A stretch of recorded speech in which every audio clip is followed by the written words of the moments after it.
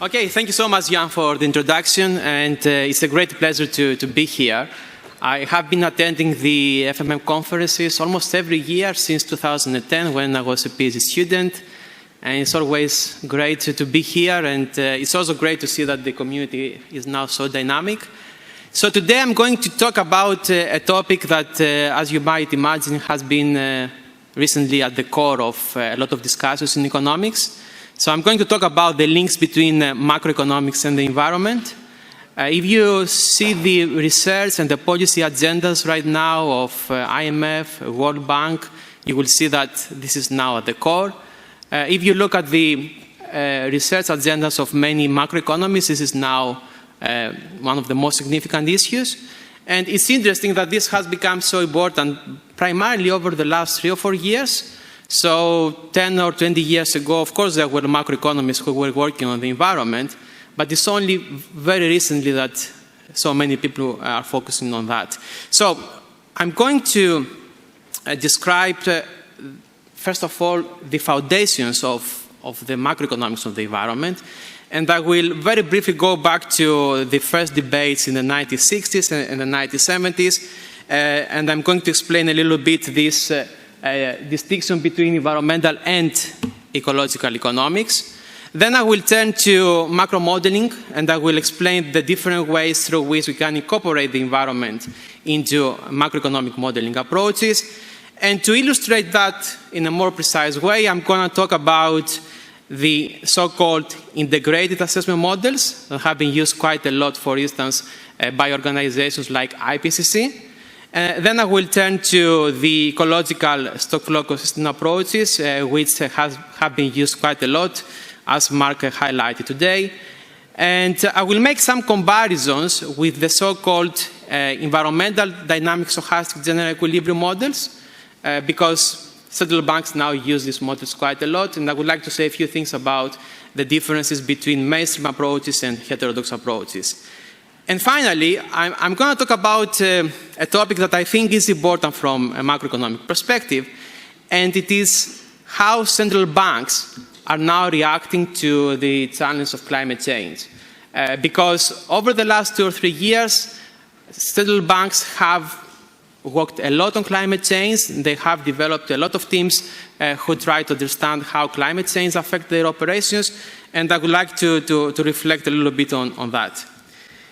So, if we look at the debates about the environment and the economy in the 1960s, we can see this distinction between the environmental economics approaches and the ecological economics approaches. So, from an environmental economics perspective, what is important is to understand how the market can solve the problem related with environmental pollution. So what many mainstream economists did then was basically to analyze the environmental pollution as an externality, a market failure. And the idea here is that we have a market failure, and what is the best way to deal with this market failure? Just to put a price on this failure, okay? Just to put a price on emissions, put a price on waste. And by doing so, their argument was that we include this into the market process, and then we can resolve the problem. Now, I think this is very timely because if you look at the agendas of many environment agencies around the world, but of course the agenda of IMF and World Bank, we have this idea that now we need to price nature and include this in the market system, and this is a way to resolve the problem. So this goes back actually to these discussions in the past. Now, the alternative approach to environmental economics was developed in the 1960s and the 1970s. It is called ecological economics, and the idea here is that, no, we don't have to assume that the market is going to resolve the problem. First of all, we need to understand that the economy is a subsystem of the broader ecosystem. So we rely on nature, we interact with nature, and we cannot just resolve this issue by putting a price on nature. And those economists who worked on that, I mean, many of them highlighted the limits of a finite planet, and they also worked quite a lot on energy and matter issues from the laws of thermodynamics perspective. So in the 1970s, we didn't have this discussion about climate change because people were focusing primarily on natural resources. Climate change became a big topic after the end of the 1980s or so. But these economists try to provide this different perspective, that the market is not going to resolve that problem. And because of that, many people who were ecological economists back then worked with people in other disciplines and tried to develop a more interdisciplinary perspective to the problem.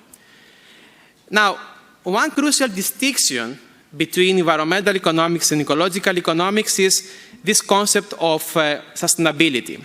So in environmental economics, for instance, if you think about the traditional production function, the assumption that is used is that it is possible to replace natural capital with human-made capital. So there's this assumption that there's perfect substitutability, which means that by using technology, we can address the problems that we might have because we don't have enough resources. Now, ecological economics, on the other hand, argued that substitutability is imperfect. Of course, through technology, we can find ways to use more efficiently some natural resources, but we can never have a production whereby matter and energy are not necessary. And this has significant policy implications because for those who believe that there is possibility to have perfect substitution, technology is the main response to the climate problem and other environmental problems. We can rely on technology, become more efficient, and then we will be in a position to reduce, for instance, our waste and our emissions. Now, ecological economists who argue in favor of strong sustainability highlight that technology is useful, but it's not enough. We need to think more carefully about the limits of a finite planet. We need to think more carefully about how we use natural resources, and this might require some more fundamental changes. Now, why is that important when we are talking about macroeconomics? We can make now a distinction between environmental macroeconomics that rely on the tradition of environmental economics and focus on specific macroeconomic issues, and ecological economics, on the other hand, which rely on the tradition of ecological economics, but on top of it, and Mark mentioned that briefly today, we have that ecological macroeconomists now adopt many of the assumptions of post-Keynesian macroeconomists and many of the tools that post-Keynesian macroeconomists use. And I think now we are seeing a kind of a synthesis of ecological economics approaches and post-Keynesian approaches. And in the past, I think there were some tensions in terms of the role of economic growth, but I think recently, especially young economists would like to see a synthesis, and I think both communities now are quite open to exchanging ideas on that. So now I would like to focus a little bit on modeling and what these different approaches imply for modeling. And the first thing that I would like to highlight is that right now we have a lot of macroeconomic models that try to capture the role of the environment. And I have made here a distinction between two different approaches when it comes to environmental and ecological macroeconomic modeling. So we have a lot of models that actually analyze the environment, and paradoxically, they don't use necessarily environmental variables. What do I mean by that? I mean that there are a lot of models that focus on the transition to a low-carbon economy. And the way that they analyze this issue is, for instance, by using a standard macroeconomic framework. And in this framework, they incorporate a distinction, let's say, between green sectors and carbon-intensive sectors, or they distinguish between green investment and carbon-intensive investment, or in the case in which they analyze the financial system, they also make a distinction between green bonds, let's say, and conventional bonds.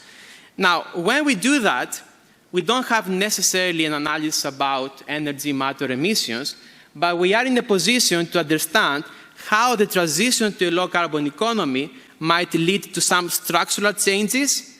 And then the question is, what are the economic implications of these structural changes, and to what extent the transition can be smooth?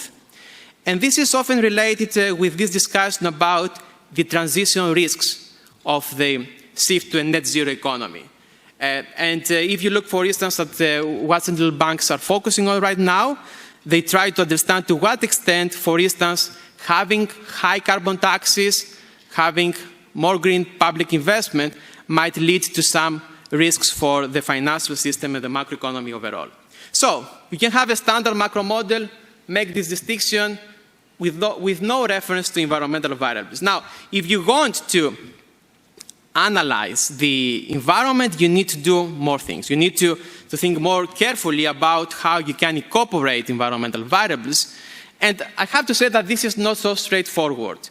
Because on the one hand, you need to understand what types of environmental problems you would like to analyze.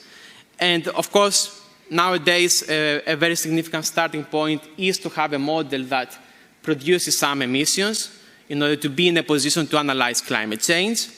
If you're going to analyze some broader environmental problems, you also need to include, for instance, material flows. You need to include different types of waste. I mean, now people are talking also about biodiversity, water stress, and it's not always very straightforward how you can do that. And on top of it, you need to incorporate some feedback effects on the economy. So, for instance, we might create a lot of problems to the ecosystem, and this is already very bad, but there's also the question of how this affects the economy.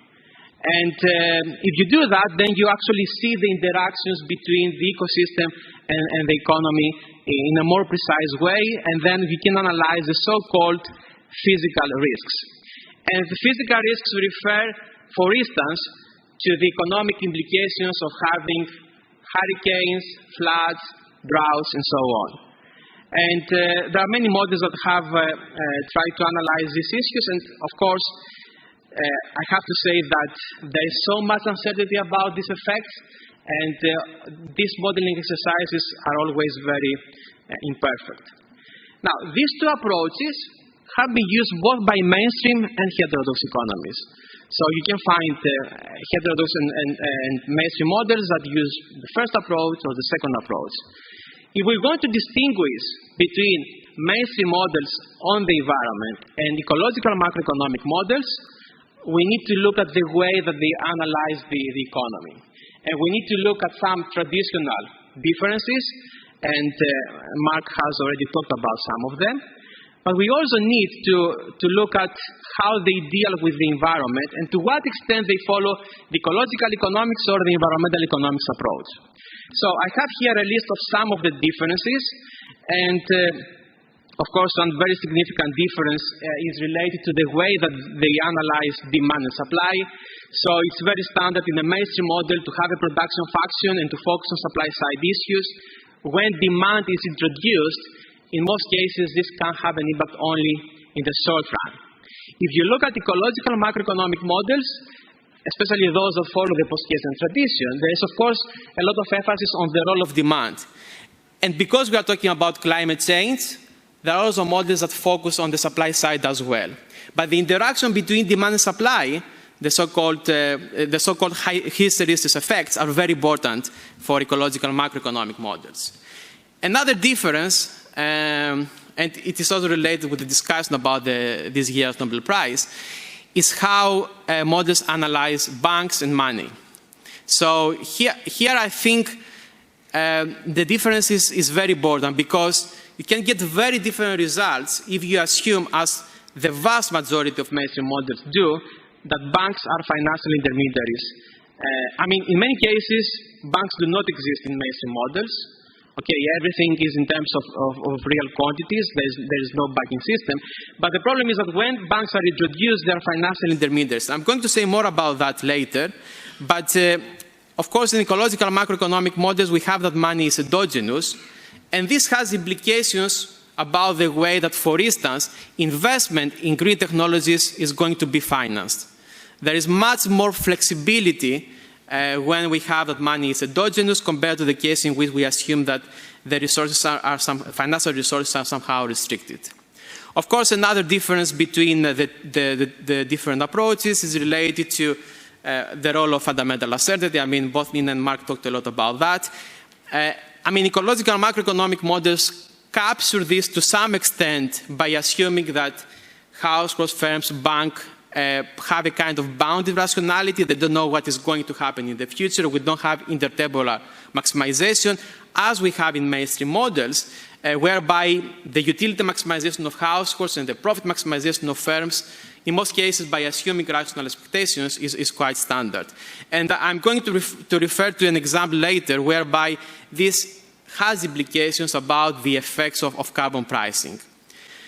Income distribution in ecological macroeconomic models is important. I mean, many of these models focus on inequality, but they also follow, for instance, the Kaleckian tradition, whereby inequality has feedback effects on economic activity. In the vast majority of mainstream models, income distribution doesn't matter.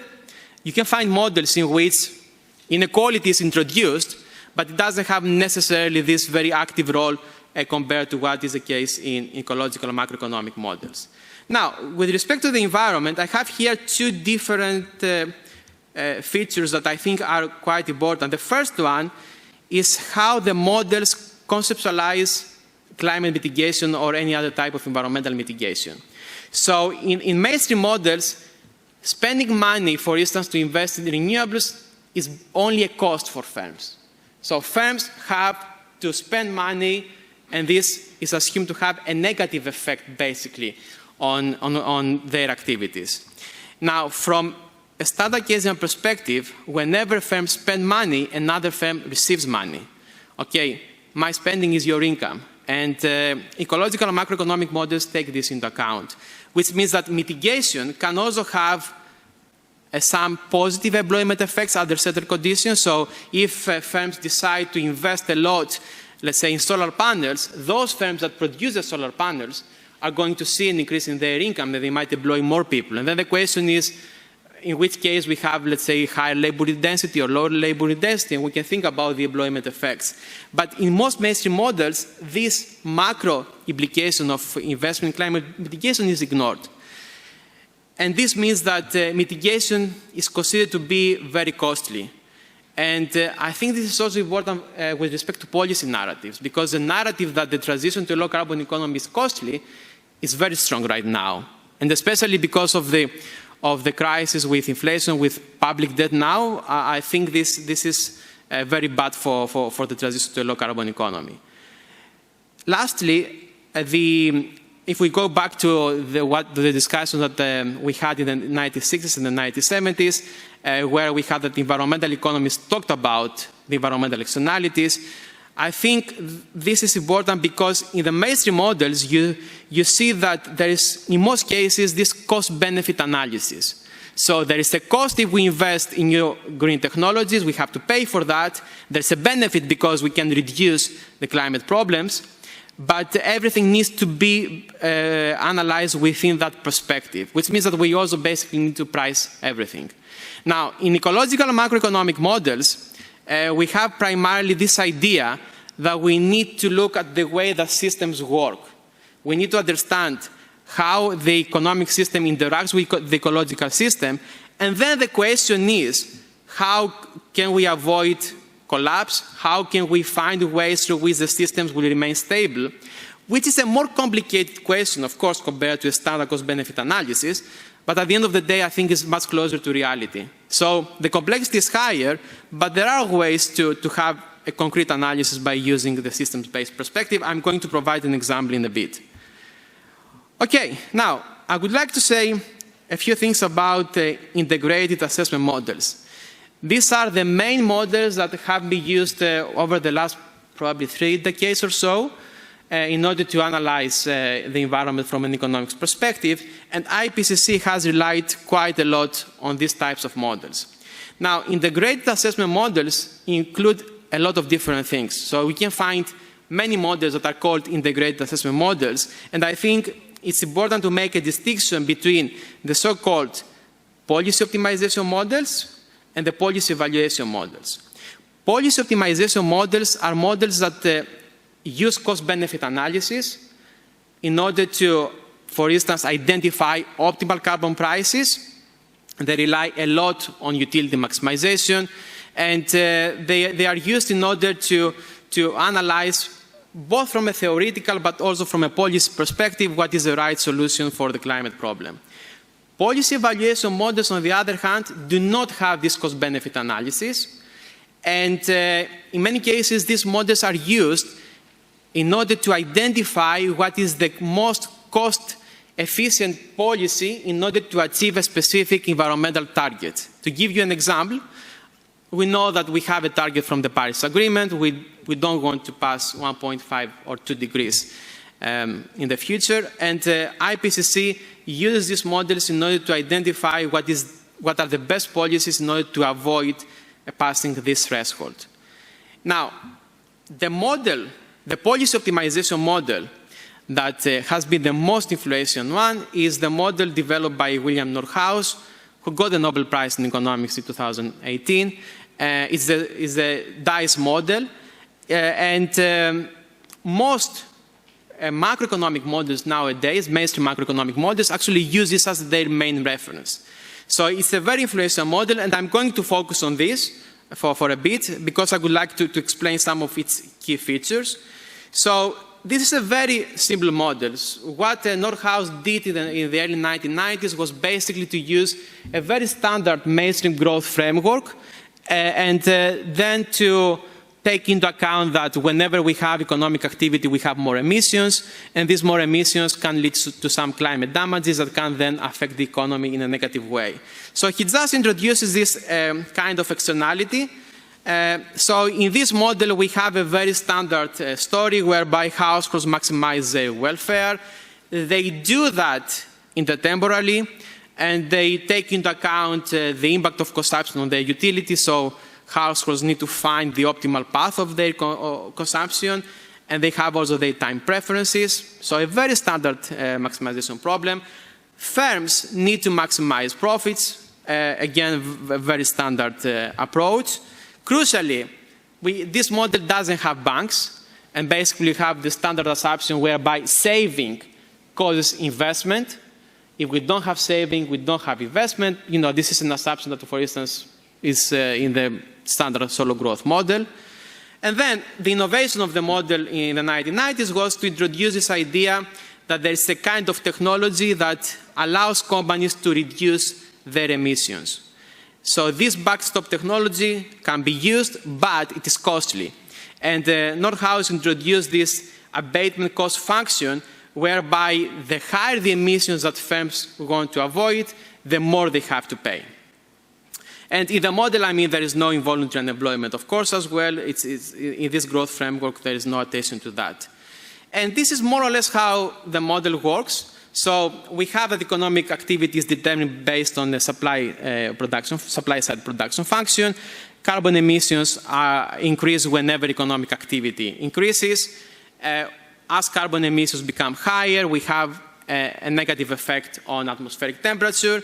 And then higher atmospheric temperature leads to higher climate damages, which have then a negative impact on economic activity.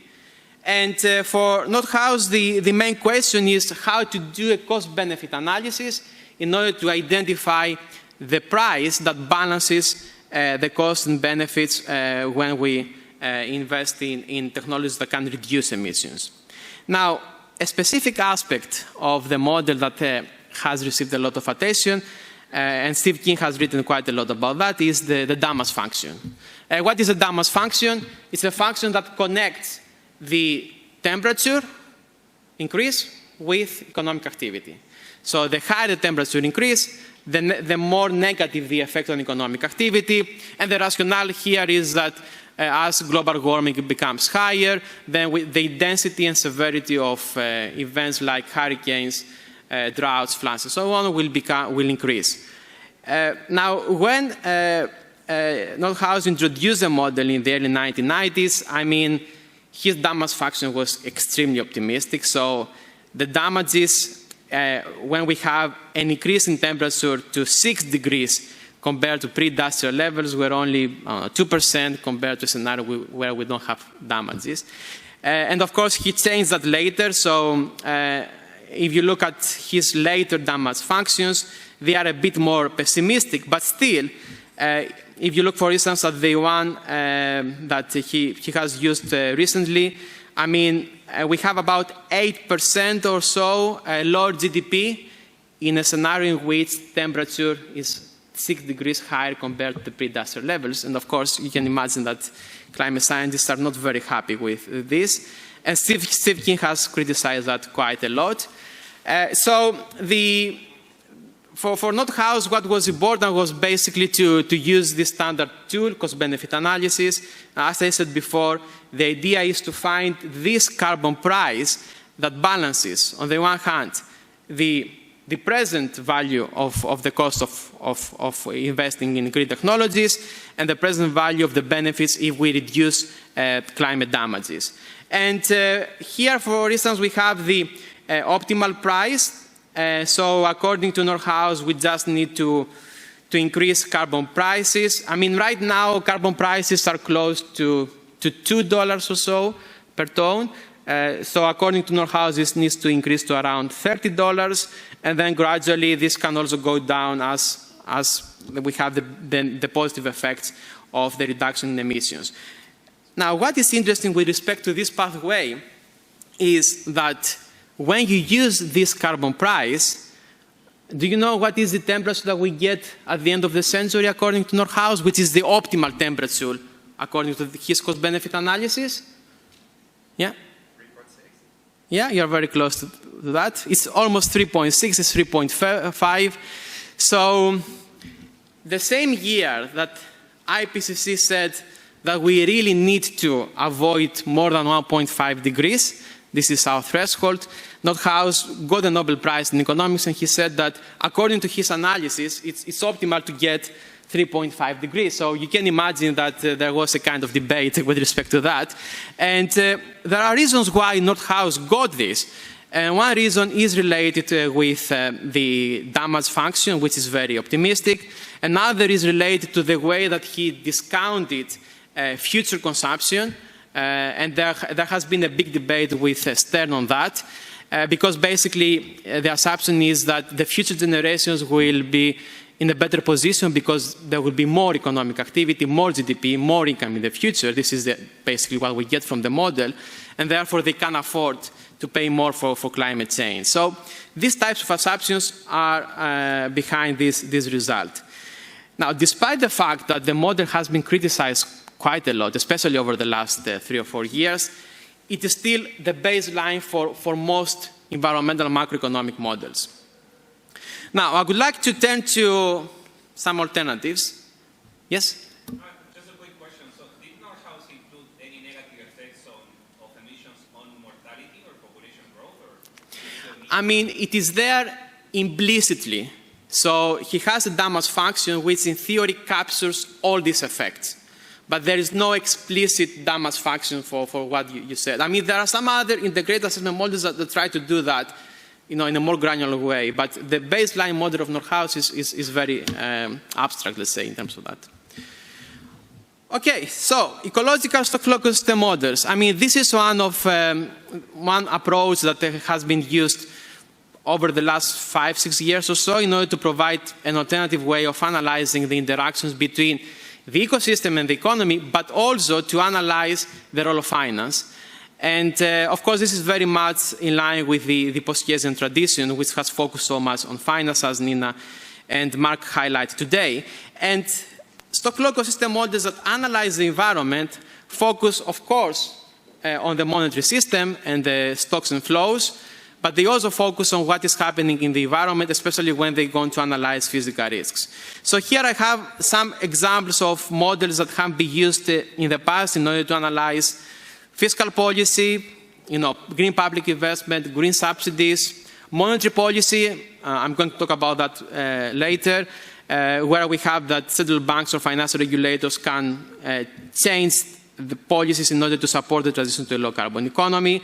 And of course, we also have people, I think Mark mentioned Jackson and Victor in the morning, who focus on how we can reduce our consumption, have lower growth in order to achieve the targets of the Paris Agreement, but also in order to avoid having broader negative environmental effects.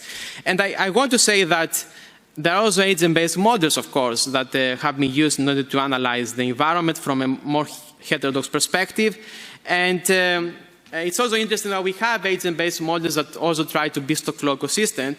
I'm not going to talk specifically about agent-based models, but most of the things that I'm going to say can be applied to an agent-based structure. I mean, agent-based models might be a bit more complicated in some cases, but now it's interesting that the results that we get from SFC models in many cases are in line with agent-based models, at least at the aggregate level, because the assumptions of those who work on agent-based models using post-Keynesian perspectives are more or less the same. Now, Jan mentioned that with Maria and Yorgos Galanis, we have developed a specific ecological stock flow ecosystem model. We call it DEFINE, stands for Dynamic Ecosystem Finance Economy. And what we tried to do with this model was basically to provide an alternative to the models that IPCC has used over the last decades, where we use the tradition of post-Keynesian economics and the tradition of ecological economics in order to analyze these interactions between the ecosystem, the macroeconomy, and the financial system. So we use some standard assumptions with respect to the economy based on the stock flow ecosystem literature. We have that firms, of course, can invest in different types of capital, green and conventional. They can receive different types of loans depending on how they would like to use these loans. I mean, if they want to use them in order to invest in low carbon technologies, or if they want to use them in order to invest, for instance, in fossil fuels. We have a very active role for banks. So we have that banks provide loans, but they are also very active in the way that they do that. So they can decide to reduce credit supply if, for instance, they face some problems with their capital, or if they expect higher default rates. And this means that whenever we have changes in financial regulation, for instance, then this can have some specific effects on the economy. Households, invest in different types of assets, and this includes government bonds, deposits, but also corporate bonds. We have a government sector that can take decisions in terms of where it invests. So we can have, the government might decide to have a green public investment program, and this means that there is an increase in the green capital of the government sector. And banks play a role in the sense that they identify the base interest rate, but on top of it, we have also introduced the possibility for banks to buy corporate bonds, including green bonds, because this is something that some central banks have done since the global financial crisis. Now, I don't know how many of you are familiar with the stock flow ecosystem approach. You might know that sometimes stock flow ecosystem models can become very complicated very quickly once you start introducing some interesting assets and liabilities. We have two matrices that we use in order to capture the interactions in the economy. We have the so-called balance sheet matrix, whereby we have all the assets and liabilities of the different sectors.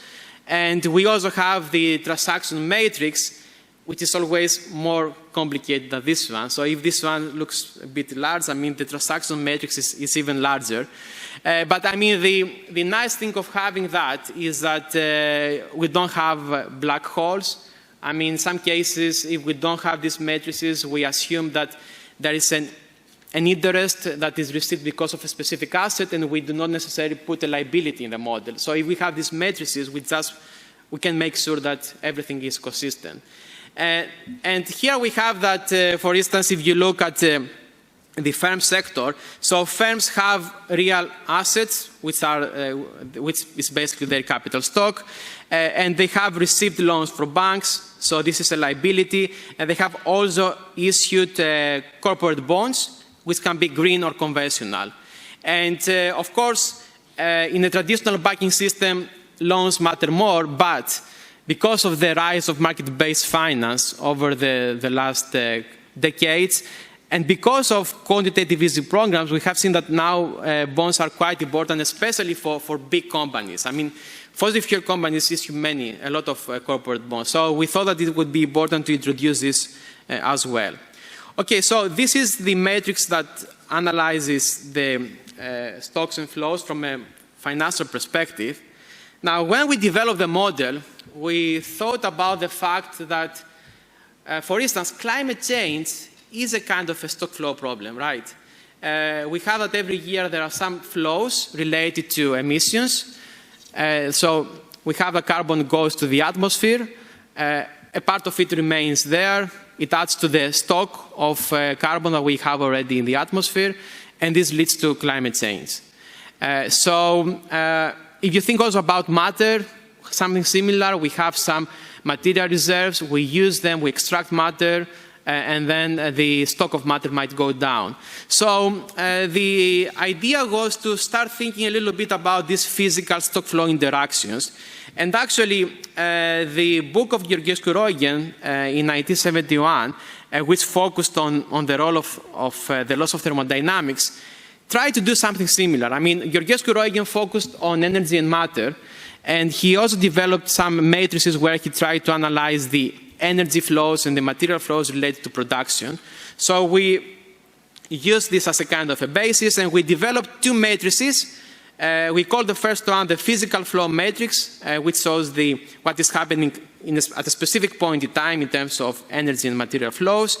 And then we have this physical stock flow matrix where we look at the interactions between energy and material flows and what this implies for stocks. So let me show you briefly how these matrices look like. And here you can see this aggregate version of the material and energy balance. So according to the first law of thermodynamics, energy and matter cannot be destroyed and cannot be created, which means that we can change the form of energy and matter, but we cannot have that matter or energy will disappear. And there are many people who work, for instance, on material flow analysis, and they use something similar. They use this material balance. So in the context of our economy, and this is, of course, a simplified version of what is happening with respect to energy and material flows, here we have that in order for our economies to work, we need to extract matter from the environment. We need to use energy, and here we have the energy from fossil fuels, which has a very specific material content. We need to burn fossil fuels in order to produce energy. These are our inputs. Then we produce things that are useful for the economy. And when, for instance, we have new buildings, these buildings have a material content that contributes to what those who work on material flow analysis have called socio-economic stock. So this building has a material content that corresponds to this socio-economic stock. So part of the material that we extract from the environment remains in the economy, and the problem is that a significant part of it goes back to the environment in the form of waste. And a significant part of it can be hazardous waste, which of course has implications about our oceans, about the ecosystems. Now, the other output that we generate, of course, is emissions.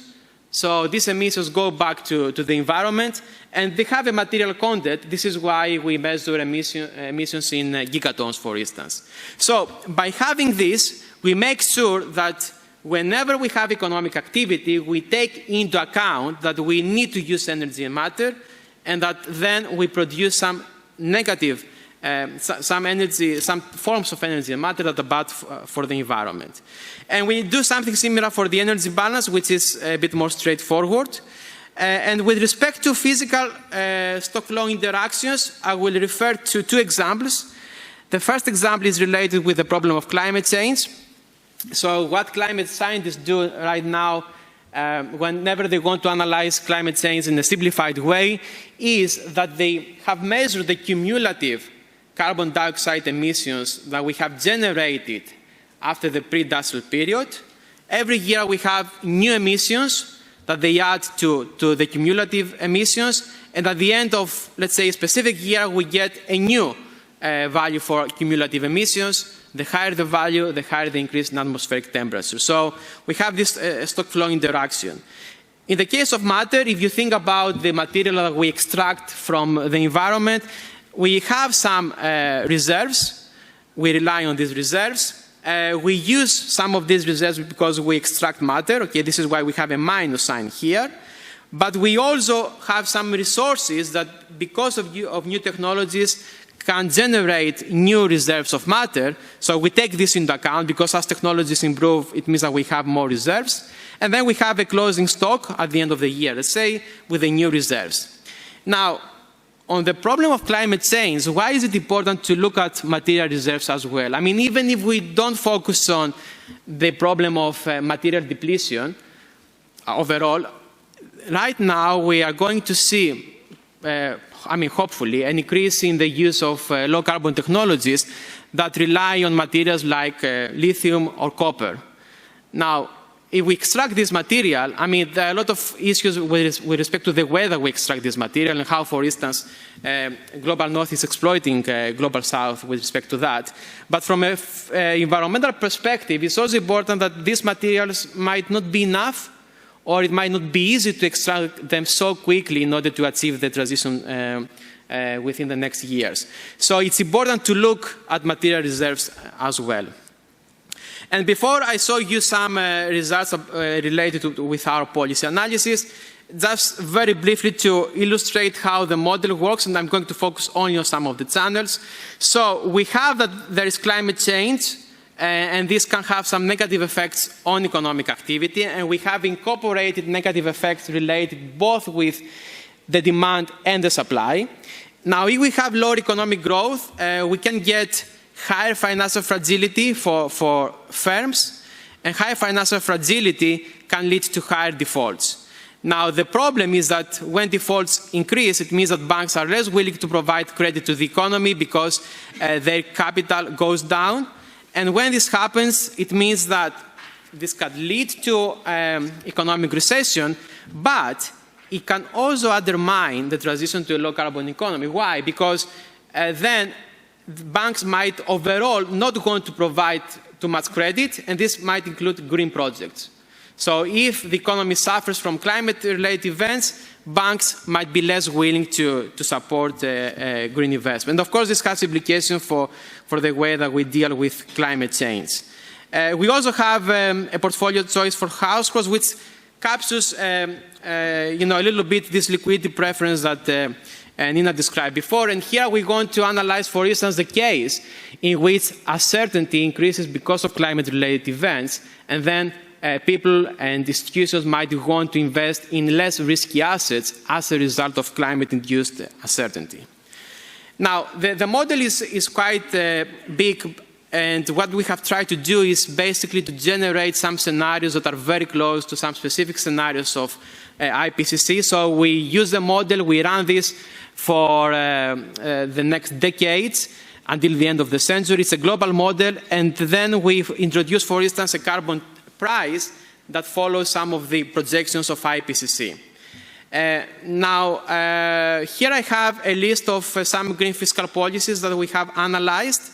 So first we have a policy whereby carbon taxes increase quite a lot after 2 years from now, and there is no revenue recycling, okay, just an increase in carbon taxes, which means that the government receives revenues, but it doesn't make more spending. Then we have the case in which the revenues that are generated through carbon taxes are then used in order to provide green subsidies to companies that are willing to invest in green technologies. And the third scenario is a scenario in which we assume that public sector decides to invest more in green infrastructure like low carbon transportation. And here we want to see what might happen if we have a constant increase in the proportion of GDP that goes to green public investment. So here we can see the baseline scenario. So last year we had an increase in growth, but this year growth is lower, of course. And because of climate damages, growth gradually goes down as time passes. Now, if we introduce a carbon tax, in our framework, what does this imply? It implies that firms have to pay more. And here, the assumption is that they do not pass this cost on to households. You can have a different scenario whereby this is the case. But because firms have to pay more, they reduce their overall investment because their profits go down. Now, on top of it, we have that banks are less willing to provide loans to firms. Why? Because firms are in a worse financial position. So this enhances the negative effects. So carbon taxes can lead to lower economic growth, and this of course has implications for unemployment rate. It has implications for the default rate of firms that goes up, And from a political economy point of view, it's very difficult for governments to introduce this specific policy where carbon taxes just increase without any other policy that accompanies the increase in carbon taxes. Now, if we introduce green subsidies at the same time, what is the difference? In this specific simulation, the difference is that those firms that are willing to invest in green technologies can receive subsidies, which means that overall we don't have these recessionary effects. And on top of it, we have that there is an even more incentive for firms to engage with green technologies. Lastly, we have this line about public investment. So if we have that public investment just increases, then of course economic growth will be higher. And we are going to see that we also have that the default rate goes down because firms now have more profits. Okay, government, of course, invests more in public infrastructure, but this has some second-round macroeconomic effects, and the firm sector benefits from that. Now, many people, of course, focus on what public investment could mean for the public debt to GDP ratio. The first thing that I would like to highlight, and sometimes this is ignored in debt sustainability analysis, is that the public debt to GDP ratio can increase quite a lot if we have that there is no serious attempt to deal with climate change. Why? Because we are going to have a lot of climate-related events, and first, GDP will go down. Second, in practice, governments will also need to compensate for these negative effects. So the public debt to GDP ratio might become very high if we don't act now. And interestingly, if we implement public investment policies, initially we have in the model an increase in the fiscal deficit, but the public debt to GDP ratio overall is lower compared to the baseline scenario simply because of the fact that we have an increase in economic activity. So this means that the GDP is higher compared to the baseline scenario. And of course, we also avoid some climate damages, and this is good for GDP in the long run. Now, in terms of atmospheric temperature, all these scenarios, of course, generate a decline in atmospheric temperature, and then the exact decline compared to the baseline scenario depends on how exactly we simulate that. But what I'm going to say in a bit is that perhaps the best way to deal with this is to combine all these policies and not just to rely on one policy to do that.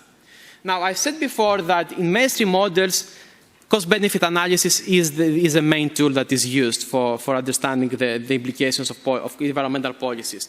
Now, what we have tried to do within our framework is basically to use different indicators for the ecosystem, for the macroeconomy and the financial system, and try to understand how these indicators can be affected both in the short run, within the first years after the implementation of the policy, but also in the long run.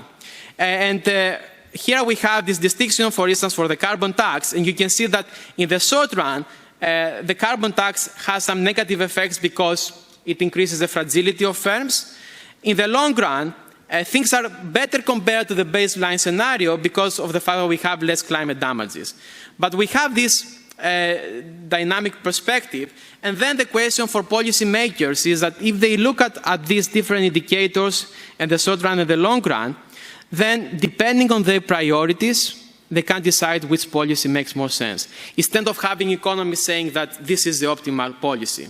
So we're just going to say that this is a tool to think about the different implications, and then it's up to policymakers to make the decisions.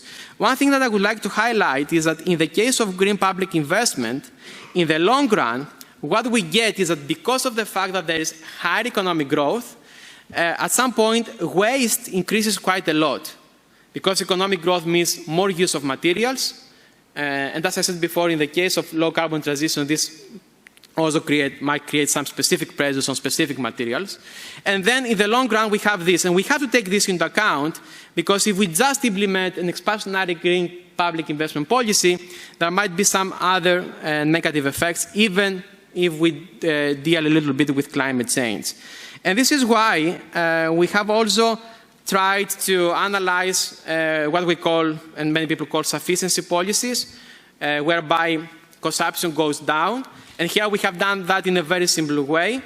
And basically what we have said is that let's see what happens if we have a reduction in the propensity of people to consume because of environmental constraints. And of course, as you know, when we do that, it's important to accompany this by a reduction in working hours, because otherwise we might have an increase in unemployment. So I don't have time to go into the details about that, but we have here two scenarios. A scenario where we use both fiscal policies, the ones that I described before, and some specific financial policies, and another scenario in which we combine this with sufficiency. And what we get in terms of atmospheric temperature, let me focus on that, is that of course when we combine all these policies, we can get closer to 2 degrees. I mean, to be honest, it's very difficult to find a combination of policies that can lead to 1.5 degrees. Okay, we have lost a lot of time, and it's very difficult to do that. There are ways to achieve that, but there are some other challenges that we have to take into account. But what is crucial is that if we combine green fiscal policies, some green financial policies, and try to reduce also our consumption, change our consumption patterns, this is the best way to try to be closer to 1.5 degrees. And we do a similar analysis here. Now, I think I have 10 minutes or so, and I would like to briefly talk about environmental DSG models, but also to say a few things about central banking. Now, as I said before, most central banks now want to use environmental stochastic general equilibrium models in order to analyze environmental policies. And these models have been used in the past in order to understand, for instance, how the carbon tax or a carbon price in general can affect the business cycle. I would like to highlight that the dynamic stochastic general equilibrium models have been used primarily to analyze business cycles, not to analyze economic growth in the long run. And in these models, we have that, again, the main purpose is to analyze the climate problem from the carbon price perspective, and they try to find the best way to make the business cycle smoother. So this is more or less what they have done in the past. Now, there are DSG models that don't have finance at all, but we also have DSG models in which finance is important, and this has been the case primarily after the global financial crisis. Now, recently, the models with finance have been used to analyze environmental issues. And one of the main limitations of these models is what Mark described in the morning, which is that they rely on this idea that we have financial intermediation. So this model of Gedrel and Kiyotaki has become a kind of a benchmark model for those who want to analyze finance in a DSG framework. And here I have what is happening in this model. We have that households basically have the funds, and then they can provide these funds to banks that want to finance and non-financial firms. They can provide these funds to central banks, which is a strange assumption. And they can also provide funds to banks that might not want to invest, but then these banks can provide this money to other banks. So we don't have this endogenous creation of money that we have in post-Keynesian economics. And this has implications about how these models analyze the role of environmental policies. And I would like briefly to talk about one example whereby we have a model that has been developed by DeLuiso and others, where they combine the financial accelerator with an analysis about carbon taxes and climate finance policies. So they just extend this standard model. They introduce 2 different energy producers, a low carbon one and a fossil fuel one. And then we have, as I said before, that banks need to rely on households in order to get access to finance. And they also include some emissions, but they don't have any environmental damages. Now, one interesting result in this model is that when we have that carbon taxes increase, economic activity, at least in the first periods, goes up, and inflation goes down. Why is that the case? Because we have that firms and households have rational expectations. So they know that the carbon tax are going to increase gradually in the future, and they, based on this intertemporal perspective, they just say that now it's better to supply more labor, now it's better to increase the production because later the production will become more costly. So because of that, they basically increase the supply right now, they increase labor right now, and the recessionary effects happen much later. And for instance, this comes in contrast to what I said before in the case of our model, whereby carbon tax is a kind of a financial shock that leads to negative effects.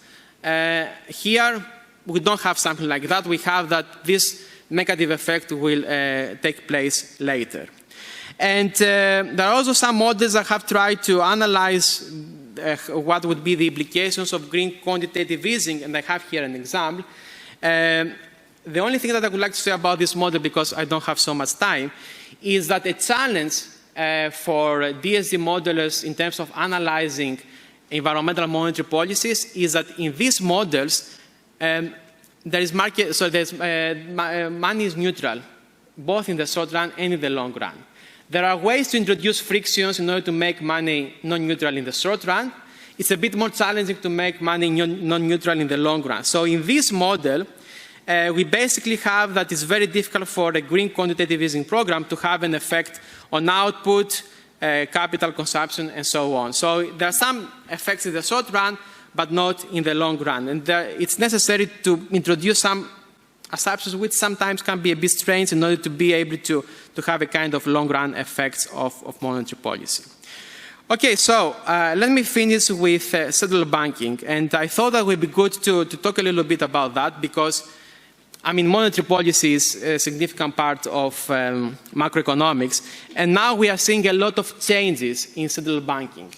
First of all, there are many central banks that over the last 2 or 3 years have around the so-called climate stress tests, whereby they use some climate scenarios that have been generated by specific types of models, integrated assessment models or new Keynesian models, and then based on these scenarios, they want to understand how exposed banks are to climate risks. And the Bank of England, for instance, did an exercise on that a few months ago. The ECB has done something similar. Interestingly, some central banks have also decided to decarbonize their quantitative easing programs. So the Bank of England and the ECB have decided that they will take into account, I mean, the Bank of England has already done that, the emissions of companies and the overall climate performance, and those companies that don't perform very well from a climate perspective will see a decline in the bonds that are bought by the central banks. And what is also interesting is that there is a difference between high-income countries and some central banks in middle-income or low-income countries, because China or Bangladesh, I mean, have done a lot on green finance over the last 10 years or so, because they don't have these very strict mandates that, for instance, the Bank of England and the ECB have. And here I have the recent announcement of the ECB about the incorporation of climate change into their monetary policy operations. So we are seeing a lot of changes with respect to that issue right now. And I would like to say a couple of things about what might happen in the coming years. And I have 4 specific questions that I think will be crucial in terms of our understanding of these changes. So the first question is, how central banks are going exactly to deal with the climate challenges. Right now, the dominant approach is that central banks want to protect the financial system from climate change. They want to understand how climate risks might affect in a negative way banks and financial markets, and they want to take action in order to avoid that. So this is what I have called the risk exposure approach, whereby the idea is that the central banks need to understand these risks and they need to reduce the exposure of the financial system to these risks.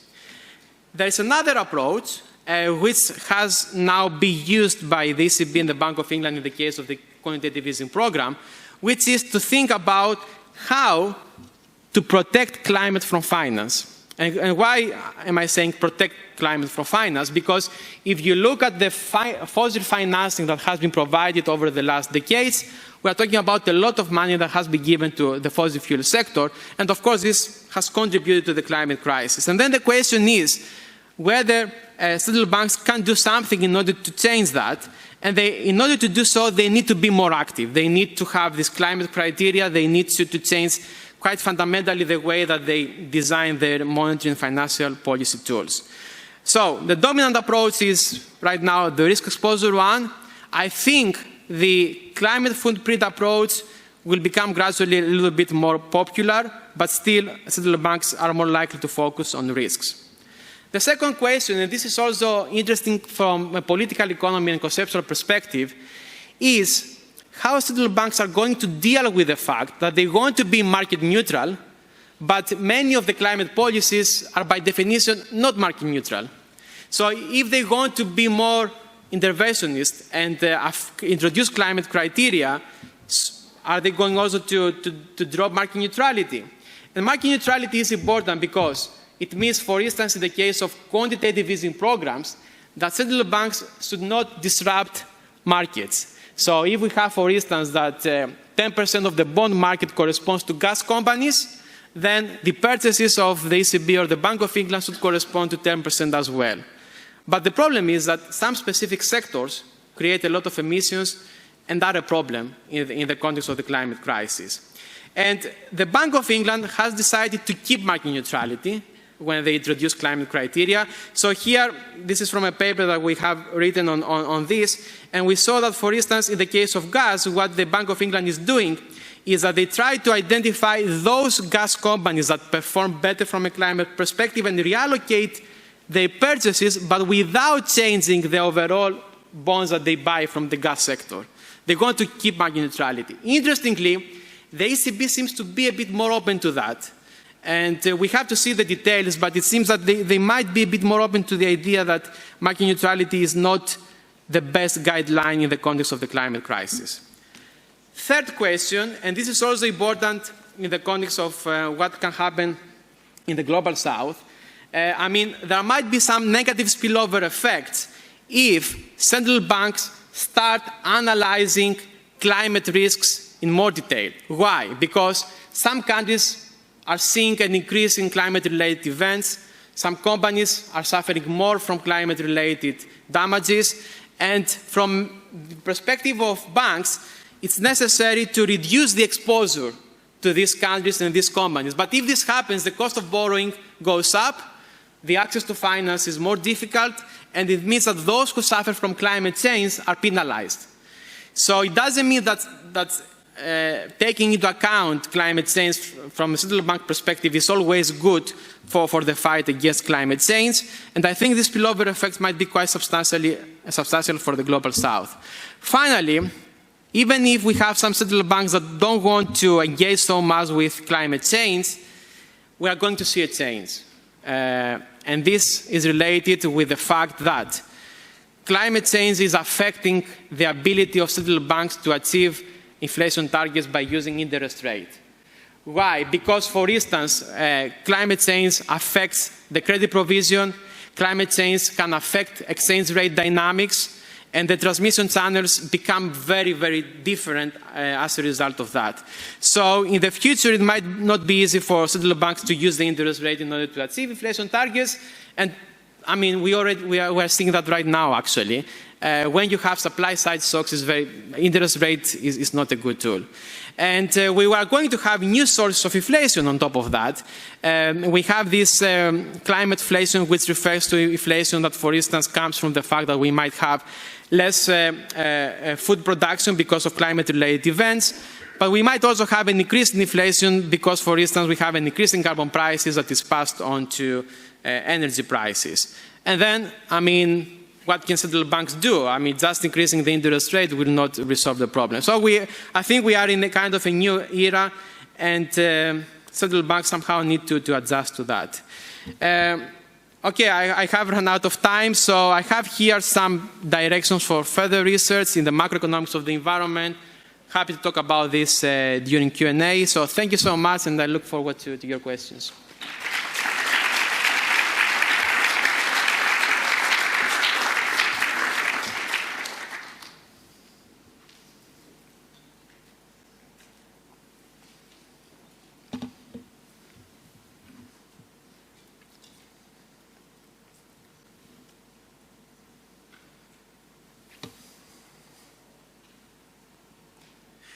Yeah, thanks. That was a fantastic presentation. So I wonder if you could expand a little bit more on some of the welfare issues that climate change raises, right? So it seemed to me that, for example, if you have a policy, right, a green policy that will decrease GDP but increase, let's say, biodiversity, what you're advocating is that, you know, the macroeconomist lays out what happens to each variable and just let the policymaker decide, as opposed to integrate them in some sort of welfare function, which is what, you know, a neoclassical economist would do. Is that right, or did I miss? Mm-hmm. Yeah, great question. I mean, if we use the standard welfare analysis from mainstream economics, what you can do is basically to put a price on all these environmental problems, to incorporate nature, for instance, into the way that we define GDP, and then you have one single indicator that can capture everything. Now, what I'm saying is that instead of doing that, it's best to try to understand nature as it is. And we have, for instance, the planetary boundaries framework, which says that we have some thresholds that we should not pass, and this includes climate, biodiversity, water stress, and so on. And then basically what we need to understand is under which cases we can avoid passing these thresholds and live within these limits that we have from the ecosystem. And then what our analysis can do is basically to identify perhaps different policy pathways. But I don't think that, for instance, it's a good idea to say that we put a price on water, and I mean, to be honest, this price might be very low compared to what water is. I mean, we cannot live without water. And then say, okay, we might have a reduction in GDP because of this price, but then it's fine to just continue doing things that might lead to, you know, fundamental problems to nature and to us as well. So I think the planetary boundaries framework is a nice way to think about these limits. And the reason why I said that it's better to leave that to policymakers is because, you know, politicians have a kind of democratic legitimacy to do these things. And, you know, I don't like economists pretending that they have solutions for everything.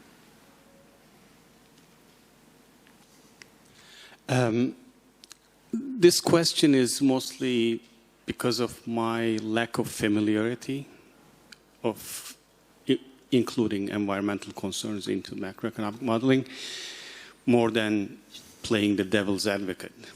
But it may give you a chance to make your point stronger. When you use the stock flow consistent modeling, that framework, and entertain different options and get some results, relatively optimistic results, aren't you assuming implicitly, like the neoclassical economists, those subsidies or carbon taxes are going to lead to positive outcomes, probably through technological development? If that's not the case, what is it then produces that result? Because if you are talking about post-Keynesian framework, fundamental uncertainty, all that, how do we get that result and become less uncertain about those results? Yeah. Let me put it that way. Yeah, I mean, that's a great question. First of all, I think we need to be clear on the limitations of any type of modeling, right? We don't have to say, you know, this is the model, this corresponds to reality, this is what you have to do. We need to start by saying there's a lot of uncertainty, there are a lot of things that we don't know about. I mean, in any case, whenever we present the results, we also need to say that there is some uncertainty with respect to specific outcomes, even within the model. So that's why, for instance, what we always try to do is to have a sensitivity analysis and to see how things change when specific parameters or other factors change. So you need to be clear, first of all, that there are limits because you do modeling. Second, that within your model there is a lot of uncertainty, and you need to be clear on that. Now, in terms, and once you have done that, then you need to ask yourself, what have we learned from doing this exercise? Is it useful or not?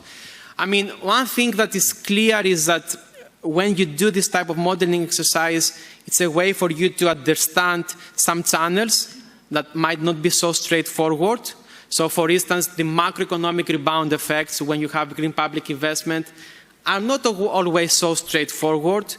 I think in the previous session there was a discussion about Minsky's financial stability hypothesis. So when people started thinking about the channels, they realized that, what Minsky described is one possibility. We might have the paradox of debt, which is another possibility. So I think that when we model, we just understand a little bit better some channels. So I think this is, and to be honest, in many cases we got results that we didn't expect, and then we had to spend some time to understand why we get these results. And in most cases they make sense, but it takes some time to understand all the dynamic channels in the model. And the second, perhaps, added value of these exercises is that you can also understand sometimes in relative terms which policies might be more important. For instance, when we do these exercises about monitoring financial policies, it was clear that they can contribute a little bit to dealing with the climate problem, but compared to fiscal policies, they are less effective. So we shouldn't assume that central banks are going to resolve the problem. It's basically fiscal policies, maybe regulation policies that are more important. And I mean, you can get this feeling even if you don't do this exercise, but you can understand better a little bit the relative importance of different policies.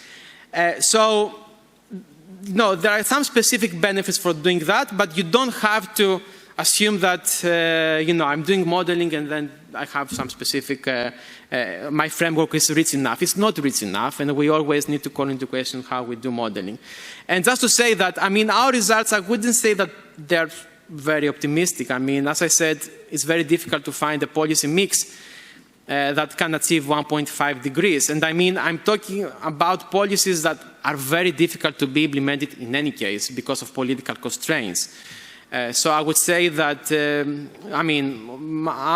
what we say is probably a little bit pessimistic, but it also emphasizes that, especially right now, we cannot rely only on one policy to resolve the problem. And this was a narrative for many years. If you look at the policy suggestions of World Bank, IMF, they were saying, just increase the carbon price and this will resolve the problem. And what we're saying is, especially right now, it's so, even if carbon price was effective, there are so many problems with that, it's late. We need to do a lot of policies. That's why, for instance, post-Keynesians need to work on consumption patterns. Ecological economists need to think about the role of fiscal policy. We need a combination. So, and this is why now it's so complicated as a problem. Hi, thank you for that. So what I was thinking about, because now you've presented a lot of macro models to think about climate change in our economic system, do you think that other methods like econometric methods working with regressions or IV regressions could be perhaps a method that could lead to more certain results that then could provide for better policies because we understand economic interdependencies better on a data level? Thanks. Yeah, I think there are cases in which econometrics can be useful. Again, we have to be clear on the limitations of econometrics. Now, one challenge with econometrics in the context of climate change is that the past is not a good guide for the future. So, for instance, there are a lot of econometric studies that have tried to analyze the link between labor productivity and atmospheric temperature.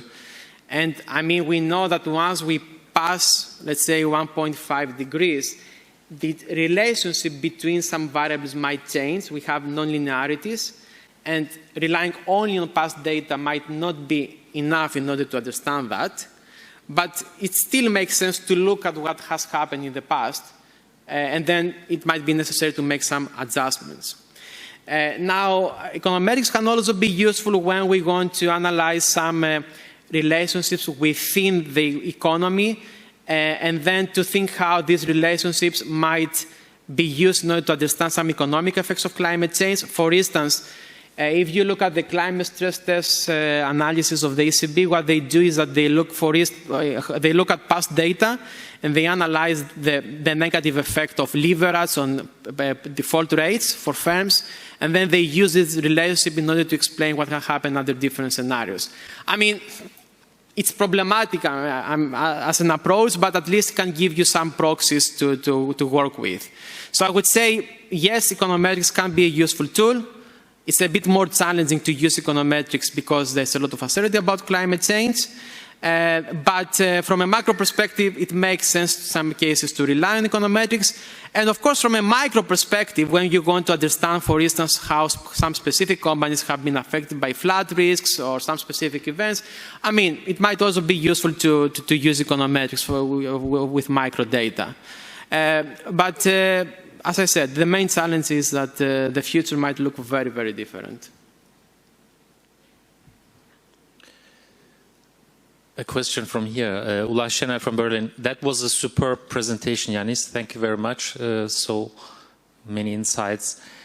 And also really great questions raised by the speakers before.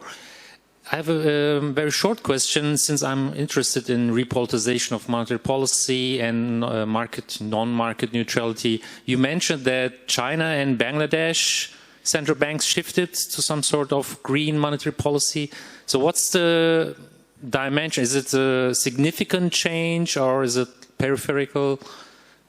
Yeah, thanks.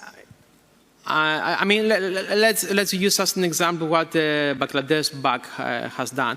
I mean, they have used basically credit guidance. So for them, it was important to support the green economy. That's it. I mean, when we have these discussions with the Bank of England or the ECB, for them, the question is how they can do things within their mandate, and this does not necessarily imply that they have to support the economy directly, because they need to follow all these principles. In the case of Bangladesh Bank, it was clear they just said to banks, you need to provide 5% of your loans to green projects. And I mean, to be honest, there are some challenges in the way that this has been implemented. But in the case of countries like China and Bangladesh, you know, if the transition to a low-carbon economy is a priority for the government, then central banks adjust and they try to support that. Now, if you look at the debates about the ECB, initially the reaction was that, you know, they do want to focus on price stability, and therefore the first reaction was that they are not going to address climate change problems. However, then there were many reports about the financial stability implications of climate change. And initially people who said, no, we're not going to do that, they later accept that if this is a financial stability problem, it's part of our mandate to do something, and basically to protect the financial system, as I said before. But over the last couple of years, perhaps because of the change in the executive board of the ECB, some people have raised the argument that there's a secondary mandate for the ECB, which is basically to support the policies of the European Union. And based on this mandate, since now it is clear that we have targets about carbon neutrality by 2050, the ECB should support climate policies as long as these policies do not undermine their primary mandate. And I think this was interesting because it means now that they can justify some interventions which are not necessarily risk-oriented. And this is how they have justified the announcement about the decarbonization of the QE program. But my personal view is that we are going to see a lot of changes because climate change is a kind of a new era for central banks as well. I mean, for everyone, but for central banks as well. So, but it's interesting to see that some concepts that were very powerful for so many decades now are a bit weaker because they cannot address the problem of climate. Thank you so much, and I really appreciate your work. And we're presenting in the session on Saturday morning, I think, with you. So look forward to getting into more details about some of the things you presented. My question is about the models, and there's a growing movement, like acknowledging that climate instability is inevitable and getting worse throughout the world. So I'm going to connect it with the previous session today about instability. Like, we're in just such an unstable time. There's a growing global movement to call for a global fossil fuel non-proliferation treaty, basically constrain fossil fuel supply. directly through regulation or some mechanism that isn't a market mechanism. So my question for you is, could your models model that? Because what we choose to model, gets a lot of attention. So it could be a really exciting new thing to model some of these more, radical ideas beyond carbon tax and things that we know are insufficient for the transformative changes that are needed. So that's my question. Thank you. Yeah, thanks. Actually, on Saturday, the paper that I'm going to present relies on define, and we analyze environmental regulation.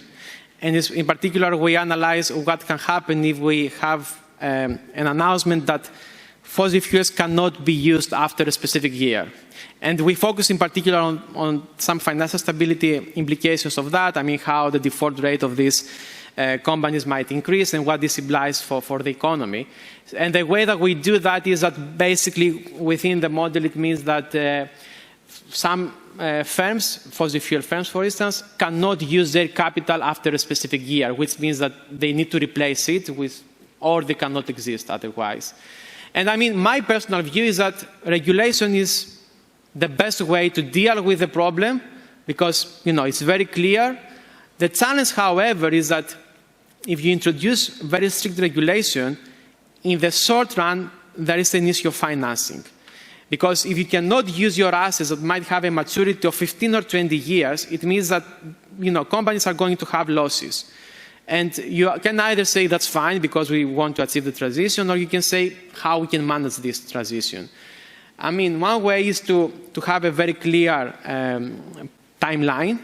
The problem is that as time passes, we cannot be very generous with timelines. But at the same time, you also need to think about the financing. If we think a little bit more broadly, in some cases, it might also make sense to say that some sectors need to somehow be nationalized in order to make the transition.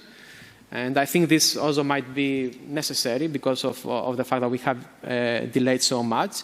Or you can say that if companies make progress, then they can get more access to finance, either in the form of grants or in the form of low interest rate loans. And this is where financial regulation or monetary policies can play kind of a role. So yes, it's important to also focus on this type of interventions.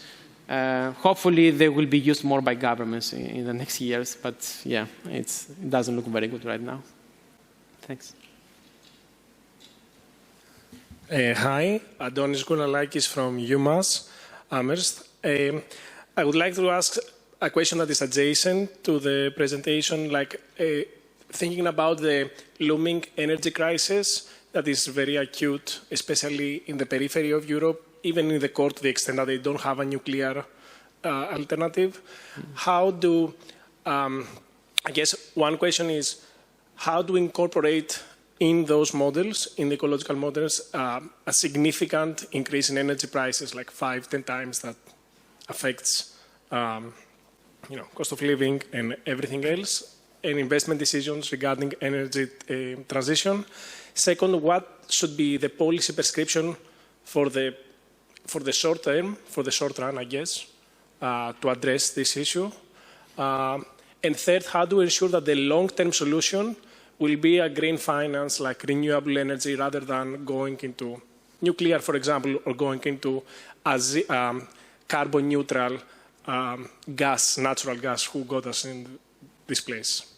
Okay, great question. It's very difficult to respond to all these different aspects because, we're talking about some economic challenges, but there are also a lot of political constraints, especially with this energy crisis right now. Now, a few things. First, what we're seeing right now is interesting also from the analysis of the effects of climate change because, we have a kind of a supply side shock, which is related with the use of energy. And in the future, we might have constraints from the supply side because of climate change. And then the question is, how do you deal with that? Because we can say that, it's not a good idea for central banks to increase interest rates right now, and I think it's not a good idea. But then the question is, what is the alternative if you don't do that? How can you deal with inflationary pressures? And I think in the short run, we need to accept that we might have less energy. I mean, investment in other types of energy can't deal with the problem in the long run, as you also implied. But in the short run, we have to deal with this. So if we have that we don't have enough energy, it is necessary to find a way that does not create too much inequality. I mean, if we have less energy, we are going to use less energy until we deal with the supply problem. If we have the central banks increase the interest rates, it means that people who are at the top at the bottom of the income distribution suffer more from that at the end of the day. I mean, they already suffer because proportionally they have to pay more. And then the question is how we change the way that we deal with inflation. And we accept that in any case we are in a new world. And in my view, price controls, I mean, are necessary in the short run. And then we need to find ways to distribute energy in a more equal way, which requires, fiscal policy and regulation policy. It's not straightforward, but I think this is the best way to deal with that. Instead of saying that we are going to reduce demand in the economy in order to reduce a little bit energy prices, because this has so many negative effects on inequality, and it doesn't address, in any case, the problem. So, I mean, from the perspective of the sources of energy, I mean, of course, right now it seems that countries want to make sure that they have energy security. I mean, even in the UK, we had last year that the mandate of the Bank of England changed in order to include explicitly environmental issues. But now we have also energy security in the mandate, which means that things become a bit more tricky because, some traditional fossil-based energy sources now can be justified in that context. And, of course, we need to deal with the short-run problem, but it's quite clear that if we don't have a plan about investment in low-carbon sources, I mean, we will always have this problem. I think, policymakers and politicians, now want to deal with this problem, and they might not care so much about climate change, but this is what we have done for so many decades. And I think now we just need to accept that probably we need to, in the short run, we need to suffer a little bit in order to make sure that in the long run we will be better off. We just need to make this in a way that is more equal. But yeah, I mean, these are just some thoughts. I mean, it's a very complicated issue. Hi, Yannis. I'm Martin Sokol, Trinity College, Dublin, Ireland. Thank you so much for your presentation. This is fascinating work. And in particular, I like the way you highlighted the role of central banks in the efforts to bring us away from environmental disaster. And also, I like what you have on your slide there in terms of future areas for future research, in particular the global north, global south interactions and global climate justice, which I think is a key word here. So I would like to combine my question, an easy one for you at the end, combine the two. So in terms of global climate justice and the role of central banks, what are your thoughts on how this can be achieved? Thank you. Okay, thank you so much for this question, because I'm actually working a little bit on that right now, but I haven't still published anything concrete. So, I mean, first of all, it's very important to recognize climate justice issues, right? Because we know who has the responsibility for the climate crisis, and we know who suffers more from climate change right now and even more in the future. So I don't like this idea that there are some policy suggestions from the global north, and then, for instance, IMF or World Bank say to countries in the global south that you have to do exactly the same. Now, in terms of central banking, I think, first of all, if central banks and financial supervisors in some countries in the global south decide to engage more with climate issues, like Bangladesh, for instance, I think it's necessary to be clear that climate adaptation is much more important for these countries.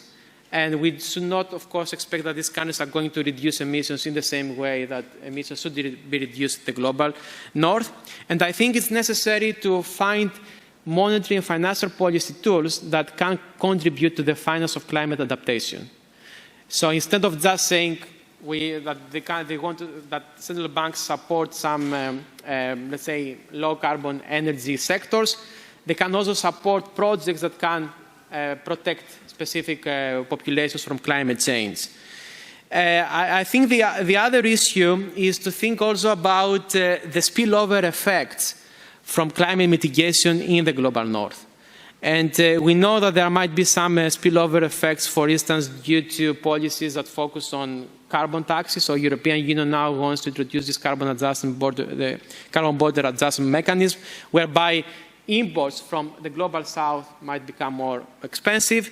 And this has implications for many countries. So we cannot just say, okay, let's introduce this policy and ignore these implications. But in the context of central banking, another issue is that sometimes we don't take into account that there's a lot of what has recently been called green extractivism, in the sense that many companies in the global south, which are, they might have a very green profile, they exploit labor in the global south in order to get access to the materials that they need. We also have the carbon offsets have been used by many companies as a way to present that they reduce their net emissions. And we know that carbon offsets can also have some negative effects in the global south. So when, for instance, we say that we decarbonize key programs, we also need to have this information about companies. And I wouldn't like, for instance, the ECB to support a company that engages with green extractivism.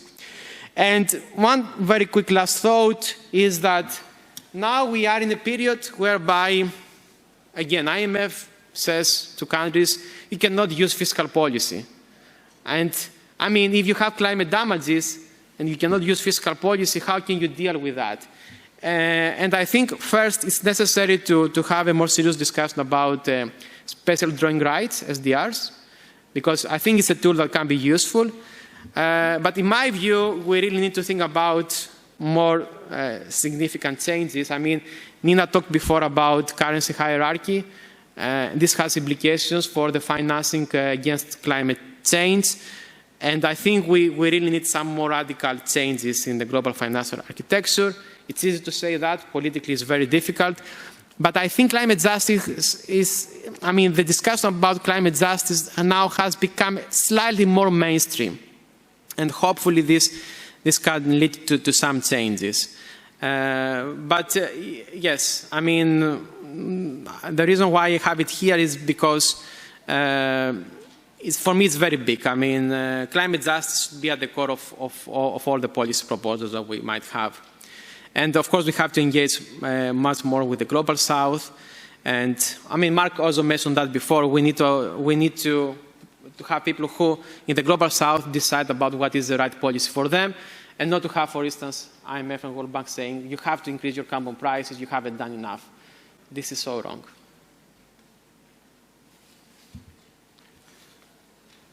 Hi, thanks a lot for that presentation. My question is about fiscal policy and public expenditures. Who exactly is doing most of the investments in your stock flow consistent model? Because from a post-Keynesian view, I would have expected even more debt, since in most of the DICE models that I've seen, they assume kind of lots of investment being made by the private sector. Yeah, that's a good question. We have the private sector, corresponds to, a significant part of the economy, and then government sector also has, because of the fact that the public sector also has capital, they have also a role to play in the transition to a low carbon economy. So in the model, we have basically used the current structure, the current division, let's say, of labor between the private sector and the public sector. And because of this fact, when, for instance, we introduce green public investment, we might not see a very huge decline in emissions because a significant part of the activity comes from the private sector. So from the perspective of fiscal policy, this means that it's necessary, of course, to engage with public investment and expand, let's say, low carbon infrastructure. But this might not be enough because the private sector takes decisions that are important from an energy perspective. And this is why you might need to have carbon taxes, subsidies, or even regulation. So in the model, for instance, when we have that there is more green public investment, it means that there is more investment in green public capital.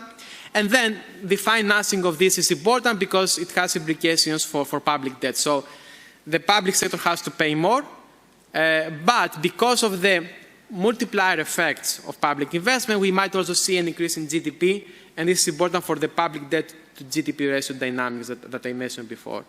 And I mean, to be very clear on that, it really depends on the multiplier, it really depends on some quantitative aspects of these channels. But I think that an interesting implication of that, I mean, when we run these scenarios about green public investment, we're perhaps expecting some more positive, larger effects on emissions, but it was clear that this cannot be the case unless you nationalize some part of the private sector or you change that a bit, which is, I think, is also, you know, an important perspective, and we need to take this into account. Thanks. Okay, perhaps we have run out of time, so thank you so much, and very happy to continue our discussions in the breaks and so on. Thanks.